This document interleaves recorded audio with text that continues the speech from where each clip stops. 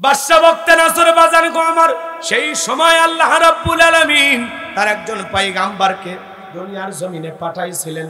ওই সময় একজন পয়গাম্বর ছিল, নাম হলো দানিয়েল সাল্লাম। কি নাম? নবী দানিয়েল বাজান গো আমার। আল্লাহর পয়গাম্বর দানিয়েল সাল্লাম ওই কওমের মানুষদেরকে, বনি ইসরাইলের মানুষদেরকে সুন্দরভাবে দাওয়াত দেন। আমার আল্লাহ পাক বলেন, ইয়া বানি ইসরাঈল আযকুরু নি'মাতি আল্লাতী আন'আমতু আলাইকুম ওয়া আন্নী ফাদ্দালতুকুম আলাল আলামিন। নবী দানিয়েল ডেকে বলে, হে বনি ইসরাইলের উম্মতেরা, দাম্ভিকতা করো না, অহংকার করো না। তোমাদের বাপ দাদা কৃতদাস ছিল, মানুষের বাড়িতে গোলামি করত, বিদায় আল্লাহ পাক সুন্দর জীবন দিয়েছে। দাম্ভিকতা করো না, অহংকার করো না, এক আল্লাহর ইবাদত করো। খবরদার খবরদার, অহংকার করো না। গাছের পূজা করো না, মাছের পূজা করো না, চন্দ্রের পূজা করো না, এক আল্লাহর ইবাদত করো। তোমাদের বাপ দাদা কৃতদাস গোলাম ছিল, সেই জীবন থেকে আল্লাহ পাক তোমাদেরকে মুক্ত করে স্বাধীন জীবন দিয়েছেন, বিদায় তোমরা এক আল্লাহ ইবাদত করো। পয়গম্বরের কথা শুনে উম্মতেরা ডেকে বলে, ও নবী দানিয়েল, পুরান দিনের গল্প শোনায় লাভ নাই। বাপ দাদা কি করেছিল ওটা আমরা জানতে চাই না। আমরা সুখে আছি, ভালো আছি, টাকা পয়সা, স্ত্রী সন্তান, কোনো কিছুর অভাব নাই, বিদায় এক আল্লাহর ইবাদত করার সময় নাই। জোরে কন্যা বুঝবিল। বনি ইসরাইল উম্মতদেরকে পয়গম্বর দিনে বুঝান, রাতে বুঝান, সুন্দর করে দাওয়াত দেন, কিন্তু তারা কোনো মতেই দাওয়াত গ্রহণ করে না। কারণ বনি ইসরাইলের উম্মতেরা ছিল খুব চালাক এবং ঠেটা। কথা বোঝেন, ঠেটা বোঝেন, ঠেটা বোঝেন, ঘাড় বেঁকা করে একদিক যায়, বলবেন ডানেও চলে যায় বামে। কথা বোঝেন না? আর এদেরকে চোখের সামনে বাস্তবে কিছু না দেখাইলে এরা সহজে বিশ্বাস করে। কথা কি বুঝতে পারছেন? এই যুবকেরা তাহলে ভালো করে শুনেন যে কথা বলতে চাচ্ছিলাম। আল্লাহর পয়গম্বর দাওয়াত দেন, তারা কোনো মতেই দাওয়াত গ্রহণ করলো না। নবী দানিয়েল ডেকে বলে, শোনো, তোমরা যদি দাওয়াত গ্রহণ না করো, দাম্ভিকতা করো, অহংকার করো, কোন জাতির মানে যদি খোদাদ্রোহী হয়, দাম্ভিকতা করে, অহংকার করে, আল্লাহ রাব্বুল আলামিন তাদের উপরে দুই ধরনের আযাব আর গজব পাঠায়। এক নাম্বার হলো আসমান জমিনের আযাব আর গজব দিয়ে ধ্বংস করে, আর না হয় তাদের ভাগ্যে জালেম শাসক পাঠায় দেয়। এখনো সময় আছে, তোমরা এক আল্লাহর ইবাদত করো। তারা ডেকে বলে, পয়গম্বর, এগুলো শোনায় কোনো লাভ নাই, আমরা ঈমান গ্রহণ করব না। নবীর দাওয়াত তারা যখন কোনো মতেই গ্রহণ করলো না, আমার আল্লাহ পাক তখন ওই বনি ইসরাইলের উম্মতের উপরে জালেম বাদশা বক্তে নাসরকে পাঠায়া দিল। বাদশা বক্তে নাসর এইবার ক্ষমতার চেয়ারে বসার পর হাজার হাজার নিরপরাধ মানুষকে জেলখানায় বন্দী করলো। শুধু কি তাই, পয়গম্বরের ৭০,০০০ উম্মত সহ নবী দানিয়েলকেও জেলখানায় বন্দী করলো। নবী মানুষ কোন জায়গায়? কথা কয় নবী মানুষ। আচ্ছা, জেলখানা বলতে কি ভয় লাগছে নাকি? নবী মানুষ কোন জায়গা? নবী দানিয়েল জেলখানায়। কথাকে বোঝা গেল। তাহলে নবী মানুষও জেলখানায় যায়। কথা বলেন ঠিক কিনা? পৃথিবীর শ্রেষ্ঠ পয়গম্বর আপনার আমার প্রিয় নবী, সে আবু তালেবের ভিতরে ৩.৫ বছর বন্দী ছিল। কথা বলেন ঠিক কিনা? নবী ইউসুফ আলাইহিস সালাম ৯.৫ বছর জেলখানায় বন্দী ছিল। কথা বলেন ঠিক কিনা? এজন্য বাজান, নবী রাসূলেরা যদি জেলখানায় থাকে, দুই একটা হুজুরও কোরআনের সঠিক তাফসীর করতে গিয়ে, কোরআনের হক কথা প্রচার করতে গিয়ে তাদের ভাগ্যেও জেলখানা জুটতে পারে।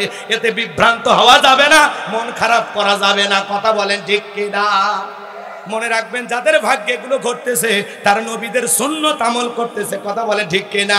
কোরআনের হক কথা বলতে গেলে নবীকে যদি বাধা দেয়, আপনি হক কথা বলতে গেলে আপনার বিরুদ্ধেও বাধা দেওয়ার লোক তৈরি হবে। কথা কোন ঠিক কিনা? সামনের দিকে যায় বাজান গো আমার। এইবার নবী দানিয়েল আলাইহিস সালাম জেলখানায় যায়, বলে, উম্মতেরা, কই গেল তোমাদের টাকা, কই গেল দাম্ভিকতা? এই দিনের ভয় তো আমি তোমাদেরকে দেখাইলাম যে যখন তখন জালেম শাসক ঘাড়ে চেপে তোমাদেরকে জেলখানায় বন্দী করতে পারে, অথবা আল্লাহ আযাব গজব দিয়া তোমাদেরকে ধ্বংস করতে পারে। উম্মতেরা ডেকে বলে, নবী গো, আপনার কথা যে এত দ্রুত বাস্তব হবে এইটা বুঝতে পারি নাই। নবী গো, আমরা যা করেছি ভুল করেছি, তওবা করে ঈমান গ্রহণ করতে চাই। আমার আল্লাহ রব্বুল আলামিনের কাছে আপনি দোয়া প্রার্থনা করেন, আমার আল্লাহ যেন আমাদের মুক্তির ফয়সালা করে দেন। নবী দানিয়েল ডেকে বলে, উম্মতেরা, যদি তোমরা সত্যি তওবা করতে চাও, ওয়াদা করতে চাও, আল্লাহর কাছে ফিরে আসতে চাও, তাহলে অবশ্যই আমি তোমাদের জন্য দোয়া করব। তাহলে শোনো, তোমরা কি সঠিক পথে আসবা? বলে, হ্যাঁ নবী, আমরা তো বুঝতে পেরেছি যে আমরা ভুল করেছি, আমরা এখন তওবা করে ঈমান গ্রহণ করব। সুবহানাল্লাহ। উম্মতেরা যখন নিজের ভুল বুঝতে পেরে নবীর কাছে স্বীকার করে, শোনেন, মায়ের যেমন সন্তানের প্রতি দয়া, নবীদেরও উম্মতের প্রতি তার সাথে বেশি দয়া। সুবহানাল্লাহ বলবেন না?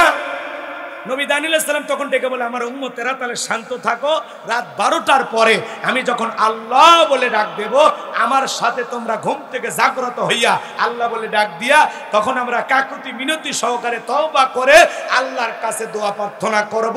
একমাত্র আল্লাহই পারে এই জেলখানা থেকে মুক্ত করে দেওয়ার ব্যবস্থা করে দিতে। কথা বলেন ঠিক কিনা? আমার ভাইয়েরা, এইবার রাত 12টার পর আল্লাহর পয়গাম্বর নবী দানিয়েল সাল্লাম আল্লাহ বলে ডাক দিয়েছেন, তার ৭০,০০০ উম্মত আল্লাহ বলে ডাক দিয়েছেন। বলেন আল্লাহু আকবার। এইবার নবী দানিয়েল তাদেরকে নিয়ে কাকুতি মিনতি সহকারে তওবা করে আল্লাহর কাছে যখন কান্নাকাটি করে দোয়া করতে লাগলেন, আল্লাহ আমার উম্মতের ভুল করেছে, আল্লাহ তাদের অপরাধগুলো আপনি মাফ করে দেন, তোমার দোয়াকে আমি আল্লাহ পাক কবুল করে নিয়েছি, ওয়াসিরে বাদশা বখতেনাসরের জেলখানা থেকে মুক্ত করার ব্যবস্থা করে দেব। চিৎকার মেরে বলুন সুবহানাল্লাহ। এইবার বাজান গো আমার, ওই রাতে বাদশা বখতেনাসরকে আল্লাহ পাক এমন একটা মারাত্মক ভয়ঙ্কর স্বপ্ন দেখাইছেন, ওই স্বপ্ন দেখে বাদশা বখতেনাসর ঘুম থেকে চিৎকার মেরে উঠছেন। এইবার আশেপাশে প্রহরী যারা আছে ওরা তখন ডেকে বলতেছে, বাদশাহ এত জোরে ঘুম থেকে উঠলেন, চিৎকার মেরে ব্যাপার ডাকি। বলে, চেহারা দেখে বোঝো না আমি টেনশনে আছি, মারাত্মক একটা স্বপ্ন দেখেছি। এদেশের যত স্বপ্নের তাবির কারক আছে তাদেরকে বাদশার দরবারে নিয়ে আসো, আমি বাদশাহ স্বপ্নের কথা বলবো, তারা এই স্বপ্নের ব্যাখ্যা দেবে। এই স্বপ্নের ব্যাখ্যা না জানা পর্যন্ত আমার চোখে আর ঘুম আসবে না। এইবার হাজার হাজার স্বপ্নের তাবির কারক বাদশার দরবারে হাজির হয়ে গেছেন। এইবার বাদশা বখতেনাসর যখন তার স্বপ্নের কথা বলতে যাবেন, ওই সময় আল্লাহ রাব্বুল আলামিন বাদশা বখতেনাসরের মাথার মেমোরির মধ্যে যত কথা আছে সব কথা নিয়ে যায় নবী দানিয়েল আলাইহিস সালামের মাথার মেমোরির মধ্যে সেভ করে দিলেন। চিৎকার মেরে বলুন সুবহানাল্লাহ। এই যুবক, একটা মোবাইলে যা আছে আর একটা মোবাইলে শেয়ারের মাধ্যমে পার করা যায় কিনা? তাহলে বাদশার মাথার মধ্যে স্বপ্নের যত কথা ছিল সব কথা নিয়ে যায় নবীর মাথার ভিতরে সেভ করে দিলেন কে? এইবার বাদশা যখন জনগণের সামনে, যারা স্বপ্নের তাবির কারক, স্বপ্নের ব্যাখ্যা বলতে পারে, এদের সামনে যখন স্বপ্নের কথা বলতে যাবে যে গতকাল রাত্রে স্বপ্নে কি যেন দেখলাম, আর বলতে পারে না। স্বপ্নের কথা যিনি ভুলিয়ে দিলেন তিনি কে? আরো জোরে, আরো জোরে। সে আল্লাহ আজ আছে না নাই?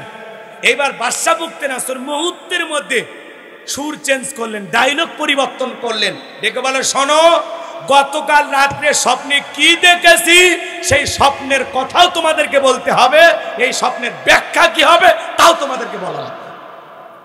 জনগণ ডেকে বলে, বাদশাহ তো পাগলামি, স্বপ্ন দেখেছেন আপনি, আমরা কিভাবে জানি?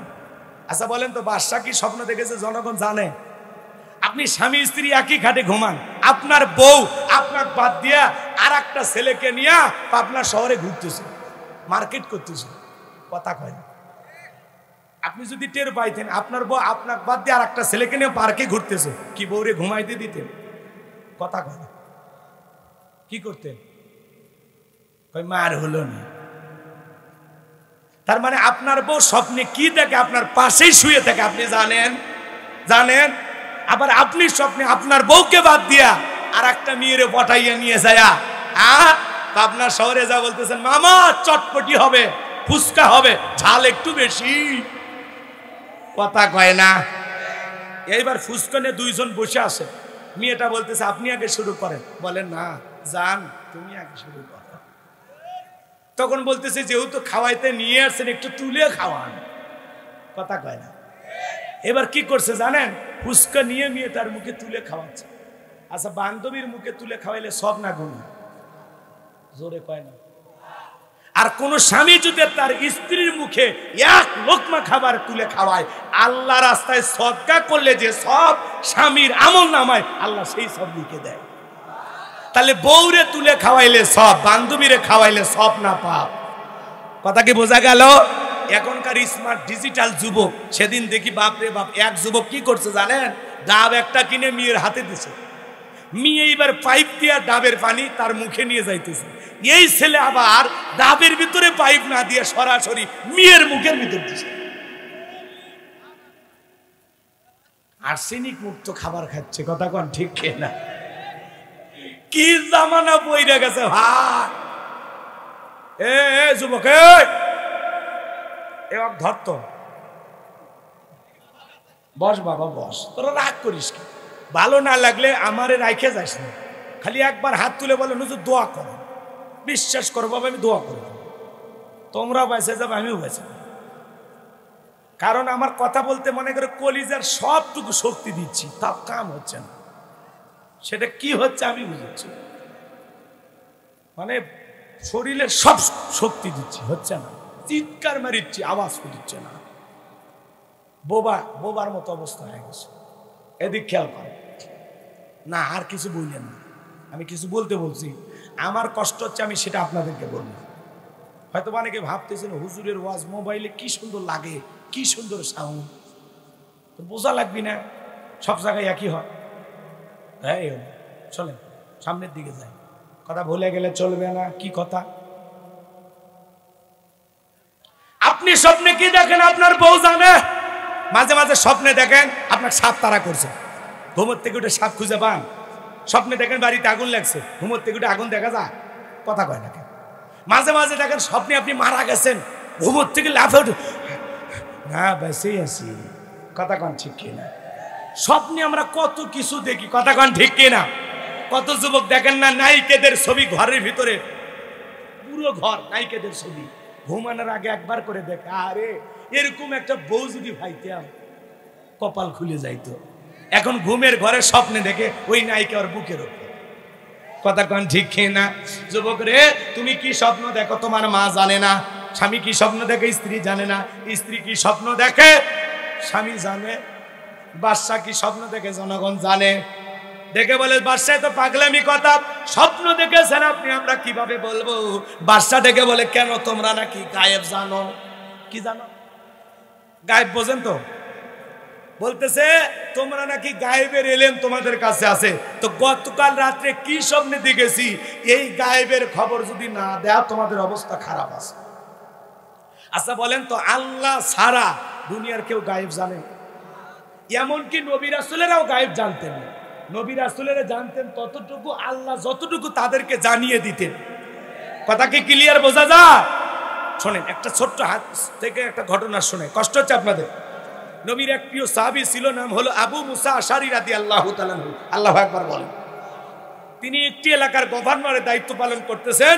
ওই এলাকার একজন মানুষ এসে বলতেছেন, ও আল্লাহর নবীর সাহাবী, আপনাকে একটু প্রশ্ন করতে চাই। আলিফ লাম মিম, আলিফ লাম রা, আলিফ লাম মিম সাদ, ইয়াসিন, নুন কফ, এগুলোর ভিতরে আল্লাহ কি আমল করার কথা বলেছে আপনি একটু বলেন। আবু মুসা আশারী রাদিয়াল্লাহু তাআলা আনহু অনেক জ্ঞানী সাহাবী ছিলেন, তিনি বুঝতে পেরেছেন এর ঘাড়ে শয়তান চেপে বসেছে। তখন তিনি নিজে এই প্রশ্নের জবাব না দিয়ে একখানা চিঠি লিখে বললেন খলিফা উমরের কাছে যাও। এইবার এই ব্যক্তি চিঠিটা নিয়ে হযরত উমরের দরবারে হাজির হয়ে গেলেন। হযরত উমর জিজ্ঞাসা করলেন, কি তোমার কোনো কথা বলার আছে? বলে হ্যাঁ, আমাদের গভর্নর আবু মুসা আশারী আপনার কাছে পাঠাইছিলেন। এবার চিঠিটা পড়ে হযরত উমর যা বোঝার বুঝে ফেলে দিছে। এইবার বলে ঘটনা খুলে বলো। এইবার যখন বলেছেন, ও খলিফা, আলিফ লাম মিম, আলিফ লাম রা, আলিফ লাম মিম সাদ, তাহা, ইয়াসিন, এগুলোর ভিতরে আল্লাহ কি আমল করার কথা বলেছে আপনি কি জানেন কিছু? হযরত উমর ফারুক বুঝতে পেরেছেন আর ঘাড়ে শয়তান চেপেছে। তখন খেজুরের ডাল কাটলেন, খেজুরের ডাল দিয়ে ফিটানো শুরু করলেন। লোকটা অসুস্থ হয়ে গেল। এইবার চিকিৎসা করে সুস্থ করলেন। আল্লাহু আকবার বলেন। আবার খেজুরের ডাল দিয়ে ফিটাইছে, আবার অসুস্থ, আবার সুস্থ করেছে। এইবার তৃতীয়বার যখন মারতে গেছে বলে, ও খলিফা আর মাইরেন না, শয়তান যেটা ঘাড়ে চেপেছিল চলে গেছে। কারণ এগুলোর ভিতরে যদি আমলের কোনো কিছু থাকতো তাহলে রসুলের মাধ্যমে আল্লাহ আমাদেরকে জানিয়ে দিতেন। কথা কয় না বিদায়, এগুলোর ভিতরে আমলের কোনো কিছু নাই। বিদায় আমার ঘাড়ে যে শয়তান চেপে ধরেছিল ওইটা নিয়ে বিদায় হয়ে চলে গেছে। আপনি আমাকে মাফ করে দেন, আমি আর কোনোদিন এই ধরনের প্রশ্ন আপনাদের কাছে করব না। আল্লাহু আকবার বলেন। তার মানে আলিফ লাম মিম, আলিফ লাম র, এগুলো হরফে মুকাত্তাআত, এগুলোর অর্থ জানেন কি? আপনি যতই পণ্ডিত হন, যত শিক্ষিত জ্ঞানী হন, আল্লাহ কোরআনের কিছু কিছু সূরার শুরুতে এই ভিআইপি পাসওয়ার্ড গুলো দিয়েছেন। আপনি কত বড় পণ্ডিত, আসেন অর্থ করে দেখান, আসেন। কথা কয় না? তাম পৃথিবীর সকল শিক্ষিত জ্ঞানী গুণী পণ্ডিত দার্শনিক সবাইকে কোরআনের কাছে মাথা নত করতে হবে। কথা বলেন ঠিক কি না? এই জন্য কোন ভণ্ড পীর যদি বলে আলিফ লাম মিম এগুলোর অর্থ দুনিয়ার কোন আলেম জানে না, আমি ভণ্ড পীর জানি, ওরে একটা গোপন রুমের ভিতরে নিয়ে যাবেন আর হযরত ওমর যে পদ্ধতি শিখাই দিলেন আচ্ছা তারে পিটাইবেন, পিটাইয়া পিটাইয়া বলবেন এটা গায়েবী মার, কারো কাছে বলবি না, বললে ধ্বংস হয়ে যাবে। কথা বোঝেন নাই? আমাদের দেশে ভণ্ড পীর আছে না নাই? দেখেন না স্লোগান দেয়, কই পানির ভিতরে জ্বললে বাতি আর বাতাসেও নেবে না, ল্যাংটা বাবার মুরিদ হইলে নামাজ রোজা লাগে না। আছে ভণ্ড, আছে না? যে পীর সাহেব বলে নামাজ রোজা লাগবে না, ওটা পীর না টাটকা শয়তান। ওরে দেখার শয়তানকে দেখার মধ্যে কোনো পার্থক্য আছে? বলে সিজদার মতো একটা সিজদা দিবি জান্নাত পার হয়ে জাহান্নামে পড়ে যাবি, এরকম ভণ্ড আছে না নাই? ডুগি তবলা বাজাইয়া গান গায়, লাফায়, কয় কিরমান কাতিবিন রোজা হাসরের দিন আল্লাহর দরবারে যদি করে অভিযোগ, হায় হায় মাওলার দরবারে যদি করে অভিযোগ, আমি বলবো দুনিয়ায় ছিলাম হেলাল বাবার লোক, আমি বলবো দুনিয়ায় ছিলাম ল্যাংটা বাবার লোক। আছে ভণ্ড, আছে। ও আল্লাহর লোক না, রসুলের লোক না, কার লোক? হেলাল বাবার লোক। এরকম ভণ্ড আছে না নাই? ভণ্ড পীরের কাছে যাওয়া যাবে? পীর ছিল শাহজালাল, খানকাই পীর, রাজপথে পীর, নারাই তাকবীর হুঙ্কার দিয়েছেন, গৌর গোবিন্দ ময়দান ফাঁকা করে দিয়েছে। আল্লাহু আকবার বলেন। এটা ওলিদের পুণ্যভূমি, এখানে আল্লাহওয়ালা ছিল। কথা বলেন না কেন? পীর ছিল শাহজালাল, শাহপরান, শাহ মাকদুম, বাইজিদ বুস্তামি, আব্দুল কাদের জিলানী, আল্লামা খাজা, মঈনুদ্দিন চিশতি রহমতুল্লাহ আলাইহ, রংপুরের কেরামতুল্লাহ, বগুড়া শাহ সুলতান, রাজশাহীর শাহ মাকদুম, বাগেরহাটের খান জাহান আলী। এটা ওলিদের পুণ্যভূমি। আগে গান হইতো না রেডিওতে, শুনেননি? ওলি আল্লাহর বাংলাদেশ রহম করো আল্লাহ, রহম করো আল্লাহ, শেখ ফরিদের বাংলাদেশ। ওগুলো তো লাগে না, এখন খালি ঝাক্কা নাক্কা ডিজি। কথা কয় না? বাচ্চা ডেকে বলা, শোনো তোমরা যদি না বলতে পারো গতকাল রাত্রে স্বপ্নে কি দেখেছি, তাহলে আমি তোমাদেরকে 7 দিনের সময় বেঁধে দিলাম। এই 7 দিনের মধ্যে স্বপ্নে কি দেখেছি সেই কথা বলা লাগবে, স্বপ্নের ব্যাখ্যাও বলা লাগবে, না হলে আমি তোমাদের শুলিতে চড়াবো, ফাঁসি দিয়ে মারবো। আচ্ছা বলেন তো, জনগণের কোনো অপরাধ আছে? তারপরেও কেন ফাঁসি দিতে চায়? এটাই হলো ক্ষমতার পাওয়া। কথা কয় না? ভালো করে বোঝার চেষ্টা করবেন বাজান। এইবার জেলার যখন জেলখানা দিয়ে ঘুরতেছে, নবী দানিয়েল ডেকে বলে, জেলার দেখে মনে হয় টেনশনে আছো। জেলার ডেকে বলে, বাদশা এমন একটা স্বপ্ন দেখেছে। স্বপ্নের কথা বলতে যাবে, বাদশা স্বপ্নের কথা ভুলে গেছে। এইবার বাদশা উল্টো তাদেরকে 7 দিনের আলটিমেটাম দিয়েছে। 7 দিনের মধ্যে বাদশা স্বপ্নে কি দেখেছে সেই কথা বলতে হবে, স্বপ্নের ব্যাখ্যাও বলতে হবে। যদি না বলতে পারে 7 দিন পরে ওদেরকে বাদশা ফাঁসি দিয়ে মারবে। নবী দানিয়েল ডেকে বলে, জেলার যাও তোমার বাদশার কানে খবর পৌঁছায় দাও, বাদশা স্বপ্নে কি দেখেছে সেই কথা আমার জানা আছে, এই স্বপ্নের ব্যাখ্যাও আমার জানা আছে। সুবহানাল্লাহ। এইবার জেলার মারছে দৌড় ডেকে বলে, বাদশা আপনার টেনশনের ঔষধ পাওয়া গেছে, জেলখানায় একটা কয়েদি আছে, সে আপনার স্বপ্নের কথাও জানে, স্বপ্নের ব্যাখ্যা দুইটাই জানে। আল্লাহু আকবার বলে। বাদশা বকতে নাছো ডেকে বলে, বাজান কই, বাজানকে আমার কাছে নিয়ে আসো। ঠেলা নাম বাবাজি এইবার জেলার যা বলে, ও নবী দানিয়াল, বাদশা তোমার ডাকতেছে। আল্লাহর পয়গাম্বর ডেকে বলে, শোনো, আমার একটা শর্ত আছে। আমার যে ৭০,০০০ লোককে গ্রেফতার করা হয়েছে, ওদেরকে আগে জেলখানা থেকে বের করে দাও, সবার শেষে আমি বের হব। আল্লাহু আকবার বলেন। দেখেন, নবীরা হলো পৃথিবীর সবচাইতে ভালো নেতা, সবচাইতে আদর্শ। কথা কয় না? তিনি কি নিজের চিন্তা করলেন? চিন্তা করলেন কার? জনগণের। তো আপনি নেতার পিছনে মিছিল করতে যান, নেতাও গ্রেফতার, আপনিও গ্রেফতার। নেতা তো জামিনে ঠিকই বের হয়ে আসে। আপনি রিক্সা চালক, ভ্যান চালক, কৃষিক্ষেত্রে কাজ করেন, আপনার জামিনের কোনো ব্যবস্থা করে না, আপনার বউ বাচ্চা না খেয়ে থাকে। এই জন্য যাত্রার পিছনে লাফাইন না, যা করবেন বুঝে করবেন। কথাকে বোঝা গেল? যে নেতা আপনার বিপদে পাশে দাঁড়াবে, আপনার কোনো দুর্ঘটনা ঘটে গেলে আপনার পরিবারকে বাজার দেবে, ছেলে মেয়ের পড়াশোনার খরচ চালাবে, এমন নেতার পিছনে স্লোগান দেওয়া লাগবে। যাত্রার পিছনে স্লোগান দিয়ে বউ বাচ্চা বিপদে ফেলাই, বুঝে শুনে লাফান।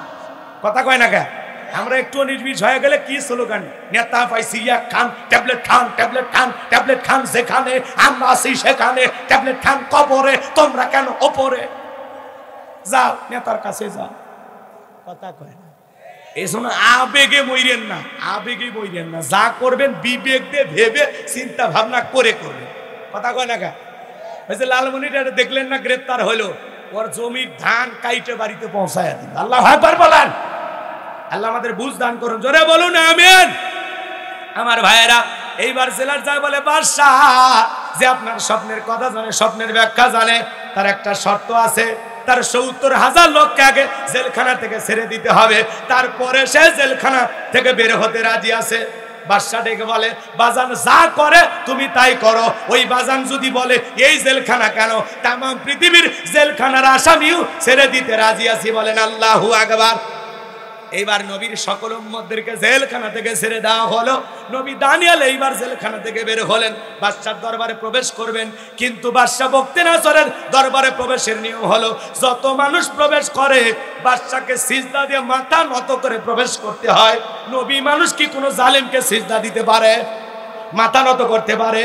আপনি যদি ইমানদার হন, আপনার মাথা মাজারে নত হবে না, নেতার পায়ে নত হবে না, পীরের পায়ে নত হবে না, মুসলমানের মাথা নত হবে মসজিদে। কথাকে বোঝা গেল? একটু দুনিয়ার সুখ সুবিধা পাওয়ার আশায় যাত্রার কাছে মাথা নত করা যাবে না। মনে থাকবে তো ইনশাআল্লাহ। আমার ভাইয়েরা, এইবার পয়গাম্বর কি করলেন? কৌশল করে দেহটাকে আটোসাটো করে মাথাটাকে উঁচু রেখে বাদশার দরবারে প্রবেশ করলেন। এই দৃশ্য দেখে বাদশা বখতিয়ানাসর ডেকে বলে, বাবা যত মানুষ প্রবেশ করে সবাই আমাকে সিজদা দেয়, মাথা নত করে প্রবেশ করে, তুমি কেন মাথা নত করলা না?